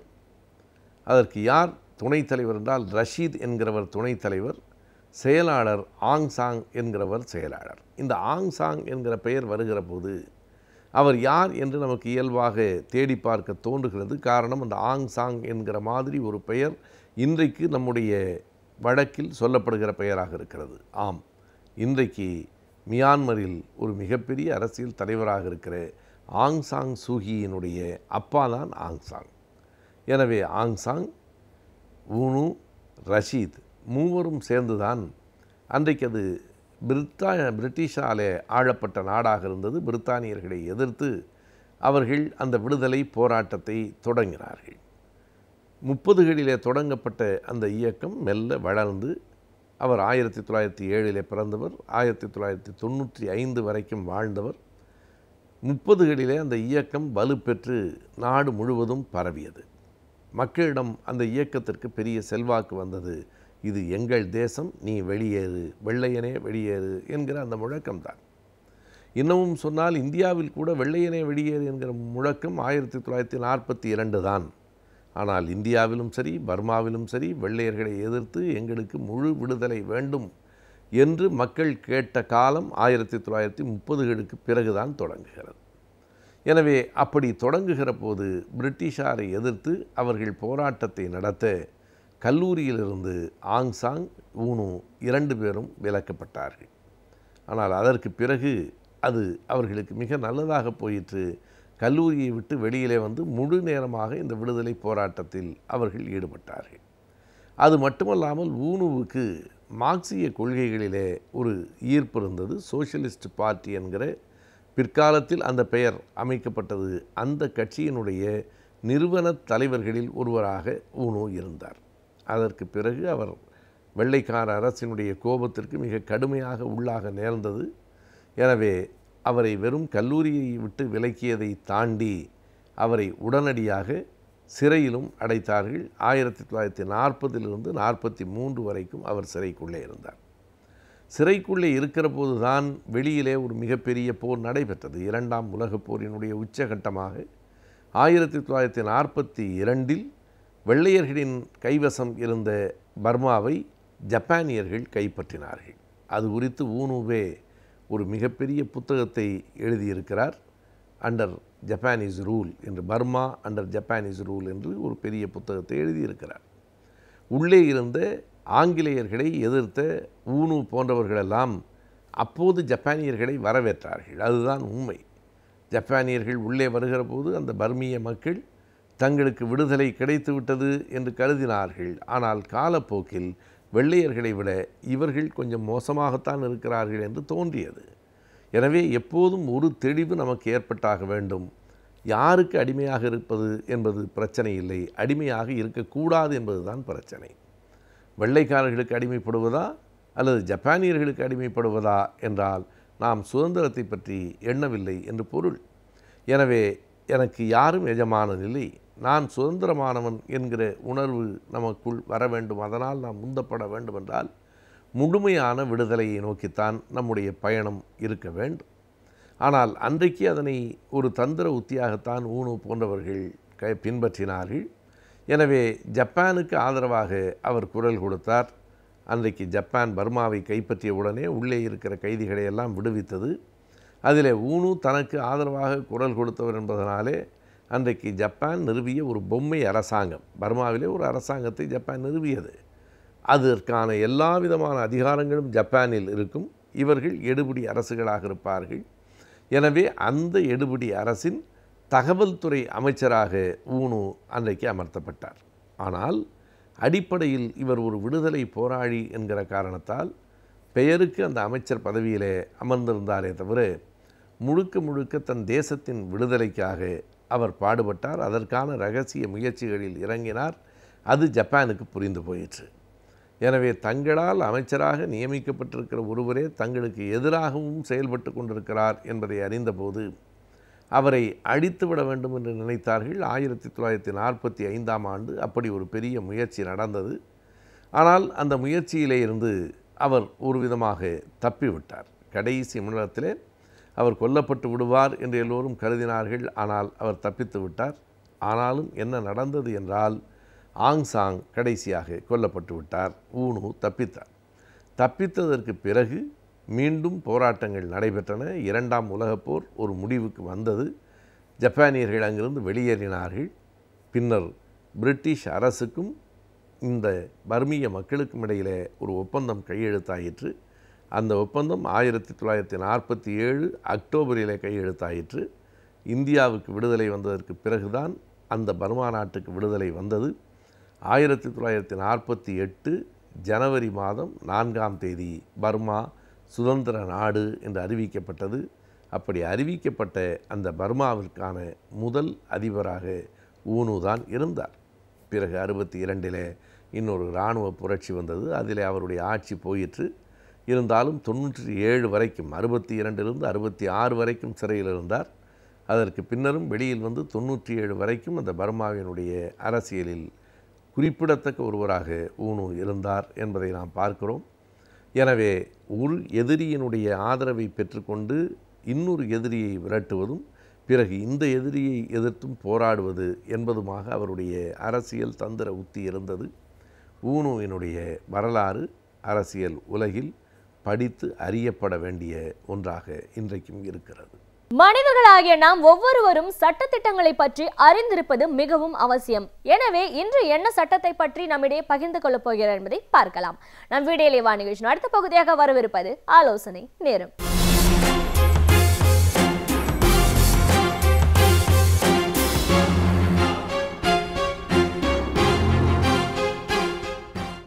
வணக்கம். இன்றைக்கி நம்ம பார்க்க வேண்டிய முக்கியமான விஷயம், கேஸ் எல்லாம் போடுறதுக்கு நிறைய வழியெல்லாம் சொல்லி கொடுத்துறாங்க. ஆனால் கேஸுக்குன்னு போனால் வருஷ கணக்காகுது. இதை எப்படி வந்து இந்த டியூரேஷன், இந்த கால நேரத்தை எப்படி வந்து சுருக்கி குயிக்காக வந்து கேசஸில் தீர்ப்பு வாங்கிறதுக்கு வழி ஏதாவது இருக்கா அப்படிங்கிற ஒரு முக்கியமான விஷயத்தை பற்றி தான் இன்றைக்கி நம்ம பேச போகிறோம். சரி, ஒரு வழக்குக்குன்னு சில நடைமுறைகள் இருக்கிறது. இப்போ உரிமையியல் வழக்குன்னு வச்சுக்கோங்களேன், அதுக்கு வந்து சிவில் ப்ரொசீஜர் கோட் என்கிற சட்டத்தின் அடிப்படையில் அது என்னென்ன ஸ்டெப்பில் போகணுன்னு சொல்லுதோ, சம்மன் அனுப்புறது, நோட்டீஸ் அனுப்பி, இந்த மாதிரி ஒரு வழக்கு தாக்கல் பண்ண உடனே நோட்டீஸ் அனுப்பணும், அவங்க வரணும், அவங்க எதிர்வாதம் தாக்கல் செய்யணும், அதுக்கப்புறமா விசாரணைக்கு எடுத்துக்கொள்ளப்படணும், இடைக்கால மனுக்களை முதல்ல முடிக்கணும், அதுக்கு அப்படி இப்படி ஒரு நிறைய இருக்குது. இதெல்லாம் சொல்லி உங்களை நான் குழப்ப விரும்பலை. அப்போ இதுக்கான கால அவகாசம் அப்படிங்கிறது நிறைய போகுது. இது வந்து எல்லா வழக்குகள்லேயும் இப்படித்தான் இருக்க வேண்டுமா அப்படிங்கிற ஒரு கேள்வி எழுந்த போது தான் நம்முடைய ஜுடிஷியல் சிஸ்டம், அதாவது நீதித்துறை என்பது என்ன பார்த்ததுன்னா, எதுக்காக வந்து எல்லாத்துலேயும் வழக்காடி வருஷக்கணக்கில் இழுத்து அதுக்கு மேலே அப்பீல் போய் அப்பீலுக்கு மேலே சுப்ரீம் கோர்ட் வரைக்கும் போய் என்று இதற்கு ஏதாவது ஒரு மாற்று ஏற்பாடை பண்ண முடியுமா? மாற்று முறை தீர்வு மையங்களை அமைக்க முடியுமா? ஆல்டர்னேட் டிஸ்பியூட் ரிசால்விங் பிளேசஸ், அதாவது தோஸ் சென்டர்ஸ், ரெசல்யூஷன் சென்டர்ஸ் அப்படின்னு அதை சொல்லுவாங்க. அப்போது மாற்று முறை தீர்வு மையங்களை அமைப்பலாமா? அதில் ஒரு முக்கியமான மையம்தான் நீங்கள் தெரிந்து கொள்ள வேண்டும் கட்டாயமாக, சமரச தீர்வு மையம். அடையப்பா, இப்படி ஒன்று இருக்கா? எங்கே இருக்குது அப்படின்னு கேட்டிங்கன்னா, நம்மளுடைய சென்னை மாவட்டம்னு வச்சுக்கோங்களேன். அந்த மாவட்டத்தினுடைய ஹைகோர்ட்லேயும் இருக்குது, மாவட்ட நீதிமன்றங்கள்லேயும் இருக்கிறது, மாவட்ட நீதிமன்றத்திலையும் இருக்கிறது. அதே போல் தமிழ்நாடு முழுவதிலும் இருக்கக்கூடிய மாவட்ட நீதிமன்றங்களில் அந்தந்த காம்பவுண்டுக்குள்ளேயே, அந்த வளாகத்திற்கு உள்ளாகவே அங்கே வந்து உங்களுக்கு மீடியேஷன் சென்டர்ஸ் இருக்குது. சரி, எப்படி இந்த மீடியேஷன் சென்டர்ஸை அணுகிறது? நீங்கள் ஒரு உதாரணத்துக்கு ஒரு வழக்கு எடுத்துப்போம். இப்போ ஒரு வரதட்சணை குறித்தான ஒரு புகாரை ஒரு பெண்மணி கொடுக்கிறார். அதில் உண்மை இருக்கிறது. அந்த உண்மை இருக்கிற பட்சத்தில் அந்த பெண் வந்து போடுகிற அந்த வழக்கிலே காவல் நிலையத்தை சார்ந்தவர்கள் விசாரணை செய்து, டவுரி ப்ரொஹிபிஷன் ஆஃபீஸர்லாம் போய் அதுக்கப்புறமா வந்து இவங்க விசாரணை செஞ்சு அந்த நபர் மீது, குற்றம் இழைத்தவர்கள் மீது முதல் தகவல் அறிக்கையை தாக்கல் செய்வார்கள், ஃபர்ஸ்ட் இன்ஃபர்மேஷன் ரிப்போர்ட். அப்படி தாக்கல் பண்ணின பிறகு உடனடியாக இந்த ஆண்கள் என்ன பண்ணுவாங்க, குற்றம் இழைத்தவர்கள், அது மாமியாராக கூட இருக்கலாம் அல்லது நாத்தனாராக கூட இருக்கலாம், இவங்கெல்லாம் உடனே போய் ஹைகோர்ட்டில் போய் ஒரு கேஸை போடுவாங்க. கேஸை போட்டு, எதுக்கு? எங்களுக்கு ஜாமீன் கொடுங்க, இந்த குற்றச்சாட்டிலே உண்மை இல்லை என்று சொல்லக்கூடிய நேரம். அப்படி வருகிற பொழுது என்ன பண்ணுவாங்க, இப்போல்லாம் என்னென்னா நீதிபதிகளே பார்த்து இது பார்ப்பாங்க. Oh, is it a family dispute, இது வந்து குடும்பம் சார்ந்த ஒரு வழக்கா, அது குறித்தான விஷயமா, சரி ஏன் இதை ரெஃபர் பண்ணக்கூடாது சமரச தீர்வு மையத்துக்கு, நீங்கள் என்ன சொல்கிறீங்க அப்படின்னு 2 தரப்பு வழக்கறிஞர்களையும் கூப்பிட்டு கேட்பாரு. இதை நான் மீடியேஷனுக்கு அனுப்புகிறேன், செட்டில் பண்ண பாருங்கள். செட்டில் பண்ணுறது என்ன? பொய்யாக இருந்தால் அதை வாபஸ் பெற வைப்பதும், உண்மையாக இருந்தால் அதை வந்து தடுத்து நிறுத்துவதும், அல்லது அதற்குரிய காம்பன்சேஷன், நஷ்ட ஈடு, இழப்பீடு கொடுப்பதும் அப்படின்னு சமரச தீர்வு மையத்தில் கொண்டு போய் செய்ய முடியும். எனவே இதை வந்து சமரச மையத்துக்கு அனுப்புங்க அப்படின்னு சொல்லுவாங்க. நிறைய வழக்குகள் அப்புறமா வந்து சமரச மையத்துக்கு வரும். இதில் மீடியேட்டர்ஸ் அப்படின்னு சொல்லி சமரசம் செய்பவர்கள், அவர்கள் வந்து வழக்கறிஞர்களாக இருக்கிறவர்கள், சமூகத்தில் கொஞ்சம் ஆர்வம் உள்ளவர்கள், நல்ல சிந்தனை உள்ளவர்கள், இதில் பயிற்சி பெற்றவர்கள். ஸ்பெஷலாக அதில் பார்க்க வேண்டியதுன்னா மீடியேஷனில் பயிற்சி பெற்றவர்களாக இருப்பார்கள். அவங்க 2 மீடியேட்டரை போடுவாங்க. அவங்களுக்கு முன்னாடி இவங்க 2 தரப்பு வாதத்தையும் வைப்பாங்க. இதில் என்ன ஏது அப்படின்னு பேசப்படும். எந்த பெண்ணுமே வந்து நீதிமன்றத்தில் போய் அலைஞ்சிக்கிட்டே இருக்கணும்னு நினைக்கிறதில்ல. அதே போல் எந்த ஆணுமே நீண்ட காலம் காத்திருக்கணும்னா அதுக்கு சரியாக ஐயோயோ இது வேண்டாமே அப்படின்னு நினைப்பது உண்டு. அப்போ அந்த மாதிரி சந்தர்ப்பங்களில் இருவருக்கும் இடையில் சமரச முயற்சியை கொண்டு வரணும். ஏம்மா அவர் தான் தப்புன்னு சொல்கிறாரு, அவர் இது செஞ்சதெல்லாம் தப்புங்கிறாரு, நீங்கள் வந்து அதை வந்து மன்னிச்சிடுறீங்களா சொல்லுங்கள். இல்லை இவங்க நகையெல்லாம் நீங்கள் எடுத்து வச்சுட்டதா சொல்கிறாங்களே வரதட்சணை கொடுமைன்னு, அதை நீங்கள் கொடுத்துட்றீங்களா, எவ்வளவு பவுனு, எவ்வளவு திருப்பி கொடுக்கணுமா, இந்த மாதிரியான பல கருத்துக்களிலே இருவருக்கும் ஒத்த கருத்து வந்தால் அந்த வழக்கு சமரச தீர்வு மையத்திலேயே முடித்து வைக்கப்படும். இதில் முக்கியமான விஷயம் பார்த்தீங்கன்னா, நீங்கள் கேஸை போட்டிங்கன்னு வச்சுக்கோங்களேன் ஒருத்தர் பேரில், அதில் ஒருத்தர் ஜெயிப்பார் ஒருத்தர் தோல்வி அடைவார். அதுதானே வழக்கம். சார் நான் கேஸ் ஜெயிச்சிட்டேன்னு என்ன, என்னுடைய எதிர்மனதாரர் வந்து தோற்று போயிட்டார்னு அர்த்தம். எதிர்மனதாரருக்கு கேஸ் ஜெயிச்சிரு சார்னா நான் தோற்று போயிட்டேன்னு அர்த்தம். ஆனால் சமரச தீர்வு மையத்திலே வருகின்ற வழக்குகளில் வின் வின் சிச்சுவேஷன் அப்படின்னு சொல்லுவாங்க. 2 பேருக்கும் சமாதானமாக, 2 பேருக்கும் வெற்றி கிடைக்கிற, கால அவகாசம் குறைவாக இருக்கிற அப்படியான ஒரு தீர்வு என்பது இந்த மீடியேஷனில் ரொம்ப சாத்தியமாக இருக்கிறது. அதனால் நீங்கள் பாருங்கள், இப்போ ஃபேமிலி கோர்ட்லேயே ஒரு கேஸை போட்டாங்கன்னா கூட டைவர்ஸ் கேசஸ் எல்லாம் இப்போ ரெஃபர் ஆகுது. அப்புறம் வரதட்சணை வழக்குகள், பெண்கள் சம்பந்தமான வழக்குகள், சரி அது விடுங்க மேடம், அதெல்லாம் கூட பரவாயில்ல. வாடகை கட்டுப்பாடு சட்டம், அதில் இருக்கக்கூடிய வரவங்க மோட்டார் ஆக்சிடென்ட்ஸ் கிளைம் அப்படின்னு சொல்லுவாங்க, மோட்டார் வாகன விபத்து சட்டம். அப்போ ஒரு பஸ் இடிச்சிட்டு போய்ட்றான், அவன் கையை காலை உடச்சி அவங்க கட்டு போட்டு அவங்க அது மேலே இழப்பீடு கேட்டு போடுறாங்க. அப்போ அந்த மாதிரி சமயத்தில் அந்த வழக்குகள் நீண்ட காலம் பெண்டிங்கை வைக்கிறத விட வந்து வாங்க நீங்கள் வந்து டிரான்ஸ்போர்ட் கார்பரேஷனை சேர்ந்த வக்கீலா உட்காந்து பேசுங்க, எவ்வளோ டேமேஜ் ஆகிருக்கு, என்ன அதிசயம்னு கேட்டிங்கன்னா அங்கேயே ஒரு கவர்மெண்ட் டாக்டரை வர சொல்லிடுறாங்க. இவங்களுக்கு கை கால் எவ்வளோ ஊனமாக இருக்குது, எத்தனை % அவரால் வேலை செய்ய முடியாது, எவ்வளோ இழப்பீடு கொடுப்பதற்கான வாய்ப்பு இருக்கிறதுன்னு பார்த்து அங்கேயே ஜட்ஜு உட்காந்து பேசி ஒரு 3 வாய்தா 4 வாய்தாக்குள்ளார கம்ப்ளீட்டாக பேசி அந்த இடத்துலையே முடிச்சிருவாங்க. அப்போது பாதிக்கப்பட்டவர்களுக்கு உடனடி நிவாரணம், இழப்பீடு அதுவும் கிடைச்சிருது. அதே மாதிரி வாடகை கட்டுப்பாட்டு தட்டுறவங்க அவங்க உடனடியாக வெளியே போகாமல் இருக்கலாம், அல்லது காலி பண்ணியே ஆகணும்னு வச்சுக்கோங்க. பணமே கட்டாமல் வாடகையே கொடுக்காம இழுத்தடிச்சிட்டு யாரோ இன்னொரு 3ஆம் மனிதரை கொண்டு வந்து அங்கே உட்கார வச்சுருந்தாங்கன்னா அந்த மாதிரி வழக்குகளில் கூட ஒரு கால அவகாசத்தில் நான் ஒரு 3 மாதத்தில் காலி பண்ணிடுறேன் இது வரைக்கும். அப்போ இவர் சொல்லுவார், அந்த கட்டடத்தினுடைய சொந்தக்காரர் சொல்லுவார், ஓனர் சொல்லுவார், சரி அவன் கொடுக்காத இதையெல்லாம் வந்து நான் விட்டுறேன் சார், அவன் வாடகையே கொடுக்க வேண்டாம், வெளியே போனால் போதுன்னு. அப்போது வாடகைக்கு குடியிருந்து குடித்தனக்காரர் இருக்காரே, வாடகை கொடுக்காம ஏமாற்றிட்டு இருந்தவருக்கு வாடகையே கொடுக்காம ஒரு சலுகை வந்துடுது. இவருக்கு இந்த ஆள் போனால் போதும்னு நினைக்கிறவருக்கு உடனடி சலுகை, அந்த வீடு காலியாகி தன்னுடைய கைக்கு வருது. ஆக இப்படி விரைந்து நீதி கிடைக்கிற ஒரு மையமாக இன்றைக்கு சமரச தீர்வு மையங்கள் இருக்கின்றன. இப்போ எங்களை போல இருக்கிறவங்க குடும்ப நீதிமன்றத்தில் அதிகமான வழக்குகளை நாங்கள் தாக்கல் செய்கிறோம். தாக்கல் செஞ்ச பிறகு இப்போ நான் சொன்னேன் இல்லையா, அப்படி இந்த விவாகரத்து வழக்கோ இல்லை கஸ்டடி வழக்கோ அல்லது ஜீவனாம்ச வழக்கோ இது மாதிரி என்ன வழக்காக இருந்தாலும் அதெல்லாம் வந்து ரெஃபர் பண்ணலாம். ஆனால் ஒரு நிலை எடுத்த பிறகு அந்த வழக்குகளில் ஹஸ்பண்ட் சொல்லுவார், அவர் என்னை பற்றி தப்பாக சொல்லிட்டாருமே, அதனால் அந்த பொண்ணோட சேர்ந்து வாழ முடியாது, எங்கள் அக்காவை பற்றி சொல்லிட்டா, எங்கள் அம்மாவை பற்றி சொல்லிட்டா அப்படின்னு புருஷன் சொல்லுவார். இந்த அம்மா என்ன சொல்லுவாங்க, இந்த அம்மா வந்து என்னை பற்றி தப்பான கண்ணோட்டத்தில் இவர் பேசிட்டாரு, நான் வேலைக்காகாதவன்னு சொல்லிட்டாரு, அல்லது எனக்கு எந்த விதமான பெண்மையும் இல்லைன்னு சொல்லிட்டு, இந்த மாதிரி 2 பேரும் 2 நிலையில் நிற்கிற பொழுது சமரசம் செய்வதில் ரொம்ப சிக்கல்கள் இருக்கிறது. அதனால தான் நாங்கள் எல்லாம் சொல்லுவோம் எப்போவுமே என்னென்னு, இந்த மாதிரியான வழக்குகள் குடும்ப நீதிமன்ற வழக்குகள் வருகிற பொழுது ஒரு ஆலோசனையாக இந்த மீடியேஷன் அமைப்பை நடத்துபவர்களுக்கு நான் வைக்கக்கூடியது இதுதான். இந்த நிகழ்ச்சியை பார்த்து கொண்டிருக்கக்கூடிய யார் ஒருவரும் கட்டாயமாக இந்த விஷயத்தை நீங்கள் பரிசீலிக்கணும்னு நான் கேட்டுக்கிறேன். அதாவது எப்பவுமே ஒரு வழக்கு தாக்கல் செய்த பிறகுதான் அந்த வழக்கு சமரச தீர்வு மையத்திற்கு வருவது என்கிற நிலை மாறி குடும்ப உறவுகளில் அந்த வழக்குகளில் முன்னதாகவே சமரச தீர்வு மையத்திற்கு வந்து, அதாவது ஒன்று கவுன்சிலிங்காக இருக்கலாம், ப்ரீமேரிட்டல் கவுன்சிலிங் அப்படின்னு நினைக்கலாம், அல்லது ப்ரீமேரிட்டல் கவுன்சிலிங் மாதிரியே ப்ரீ ஃபைலிங் கவுன்சிலிங் கூட நம்ம வைக்க முடியும். அது போலத்தான் இங்கேயும் வழக்கு நீதிமன்றத்திற்கு வருவதற்கு முன்பே அவர்களுக்கு சமரச தீர்வு மையத்திலே வந்து தீர்ப்பை நாட விருப்பமிருப்பின் அவர்களை அழைத்து செய்யலாம். அப்படி பண்ணுறதுனால நிறைய கேஸு பெண்டிங் இல்லாமையும் இருக்கும். உடனே 2 பேரும் வாழவே முடியாத சூழ்நிலை, 8 வருஷம் 10 வருஷம் பிரிஞ்சிருக்காங்கன்னு வச்சுக்கோங்க, டப்புன்னு ஒரு மியூச்சுவல் கன்சென்ட்டில் ஒரு பெட்டிஷனை போட்டார்களா 6 மாதம் கழித்து ஒரு உத்தரவு வாங்கினாங்களான்னு போகலாம். ஆக அதற்கு உரிய வகையில் சமரச வழக்குகள் எடுத்துக்கொள்ளப்பட வேண்டும் என்பது என்னுடைய ஆவல். இந்த மையம் சிறப்பாக செயல்பட வேண்டும் என்றால் இன்றைக்கு நாட்டில் உள்ள வழக்காடிகள் இந்த மையத்தினுடைய சேவையை பயன்படுத்தி கொள்ள வேண்டியது அவசியம் என்பதை சொல்லி நான் இன்றைக்கு நிறைவு செய்கிறேன். நாம் வாழும் சூழல் நம் மனதை பல சங்கடங்களுக்கு ஆளாக்குகின்றது. எனவே இவற்றில் இருந்து நம் மனதை நாம் எவ்வாறு தெளிவாக பாதுகாத்துக் கொள்ளலாம் என்பதை பற்றி நம்மிடையே பகிர்ந்து கொள்ள வருகிறார் மனநல நிபுணர் டாக்டர் பதூர் மொஹிதீன் அவர்கள். நம் வீடியோலேவா நிகழ்ச்சி நிறைவு பகுதியாக வரவிருப்பது மனமே மனமே.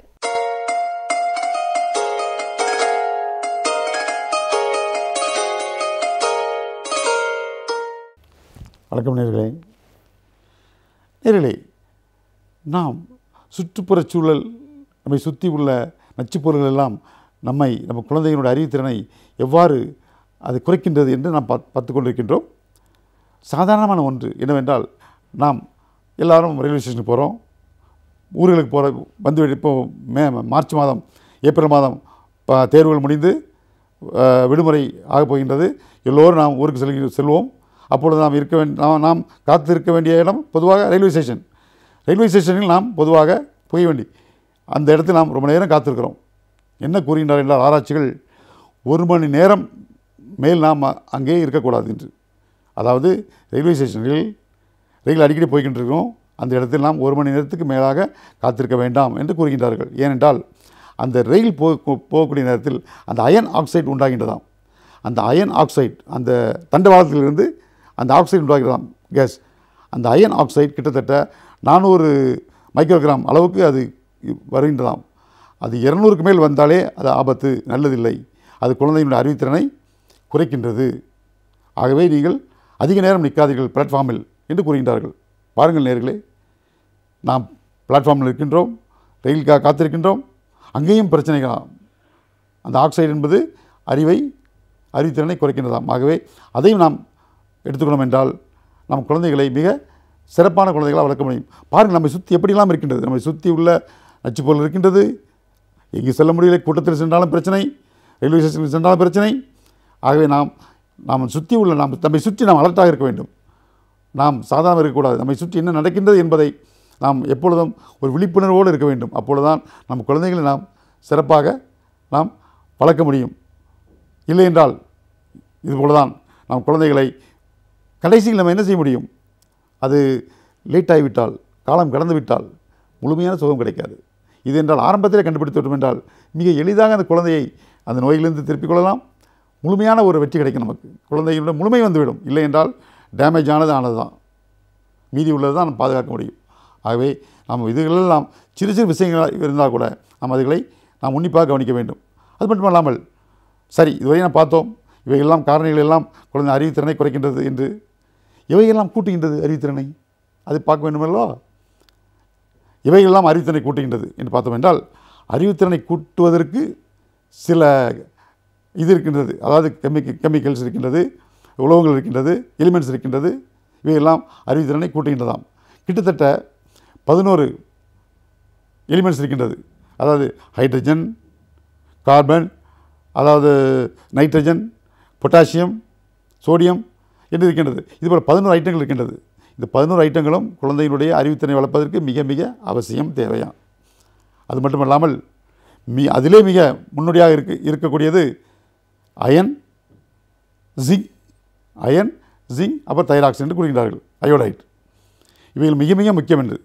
ஒரு குழந்தைக்கு தைராய்டு நோய் இருந்தால், அதாவது அயோடைட் குறைந்து தைராய்டு நோய் வந்தால் அந்த குழந்தை கண்டிப்பாக அறிவுத்திறன் குறைந்துவிடும். ஆகவே அயோடைட் முக்கியம் என்று கூறுகின்றார்கள், தைராய்டு முக்கியம் என்று கூறுகின்றார்கள், ஜிங்க் என்று கூறுகின்றார்கள், அயன் என்று கூறுகின்றார்கள். அயன் மிக முக்கியமானது. இவையெல்லாம் மிக முக்கியமானது. இவையெல்லாம் குழந்தைக்கு அதிகப்படியாக நாம் கொடுக்க வேண்டும். கொடுத்தவென்றால் அந்த குழந்தைக்கு அறிவுத்திறனை நாம் மேற்கொண்டு வளர்க்கலாம், இன்க்ரீஸ் பண்ணலாம். அதை அயன் எங்கே இருக்கின்றது? நாம் சொன்னது போல் முருங்கை மரம், முருங்கைக்கீரை மிக எளிதாக கிடைக்கும். கிராமத்தில் எடுத்துக்கணும் என்றால் சாதாரணமாக கிடைக்கக்கூடியது, விலை இல்லாதது, விலை குறைந்தது, சாதாரணமாக கிடைக்கக்கூடிய முருங்கை இலை எல்லாம் மிக எளிதாக கிடைக்கும். அவைகள் இரும்புச்சத்து அதிகமாக இருக்கின்றது, கண்ணொளியும் பவரும் அதிகமாக இருக்கின்றது அந்த சக்தியில். ஜிங்க் என்பது பொதுவாக நாம் ஜிங்க், காப்பர்லாம் இருக்கின்றது. இவைகளெல்லாம் நாம் மருத்துவர் மூலமாக, எலிமெண்ட்ஸ் மூலமாக நம்ம அதை எடுத்துக்கொள்ளலாம். பொதுவாக அது கோஸ் கீரையில் இருக்கின்றது, ஜிங்க்,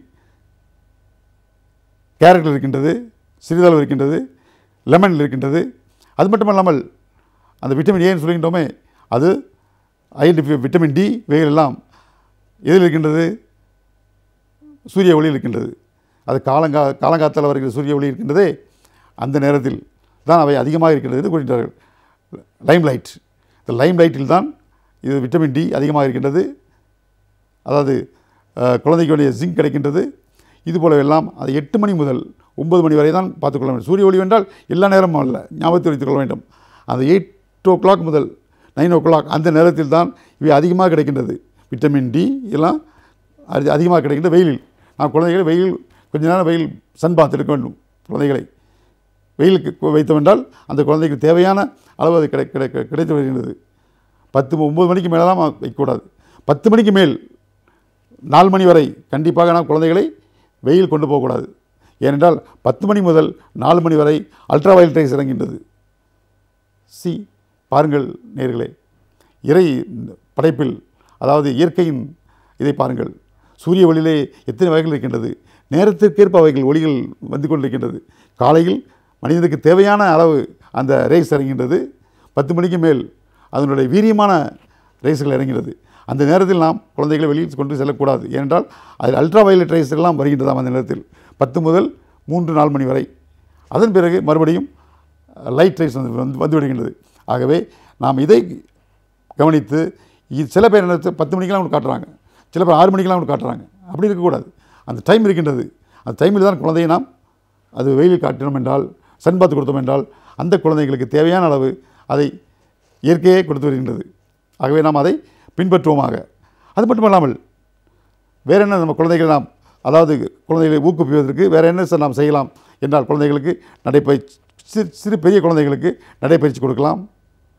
அது மட்டும் இல்லாமல் நம்முடைய கலாச்சாரத்தை குழந்தைகளுக்கு உண்டாக்க வேண்டும். நம்முடைய கலாச்சாரத்தை குழந்தைகள் உண்டாக்க வேண்டும். ஒரு குடும்பத்தில் இருக்கின்றோம், நாம் எல்லோரும் ஒருவருக்கொருவர், அதாவது அந்நியமாக இருக்க வேண்டும்.